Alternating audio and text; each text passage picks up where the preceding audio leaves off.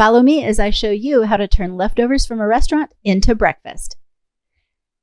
This particular time, I happened to have some leftover potatoes and steak from eating a restaurant meal, but it wasn't quite enough to eat for another meal, but I didn't want to throw it away, so it got brought home, and now what to do with it. I added a potato that I already had at home, microwaved it for 3 minutes so that I would have enough for 2 full servings, put some bacon grease in a preheated cast iron skillet, and then added those chopped up potatoes to it.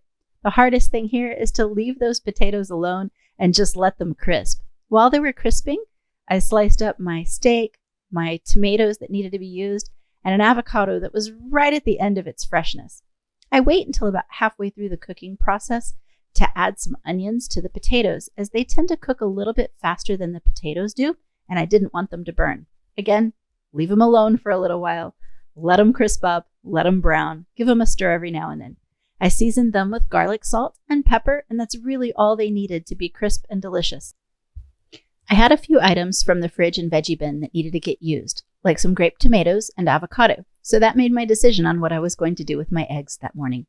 I went ahead and scrambled up a couple of eggs with salt and pepper, put them in a preheated pan with butter, and let them scramble up. I wait to add the steak and the tomatoes until the eggs are almost completely cooked, as I find that I don't really want my steak to get well done. I like mine more medium rare. Of course, do it to your taste. You could always add it at the beginning if you're one who wants to have your steak a little more well done. Yes, I am stirring my eggs with a metal fork here, but I do have a pan that's non-stick, non-scratch, so it won't hurt it a bit. Not like your mom's old Teflon coated pan. I add the tomatoes right at the end and top with just a little bit of shredded cheese that I had in the fridge. This was served with some gorgeous fresh fruit, and my husband loved it for a breakfast meal, and so did I. Super satisfying and delicious. Now, this is a great spot to remind you, when you do a leftover makeover, just use whatever you happen to have on hand.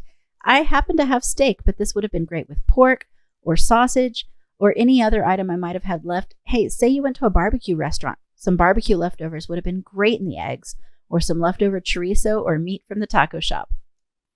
Tell me in the comments how you like to use your leftovers.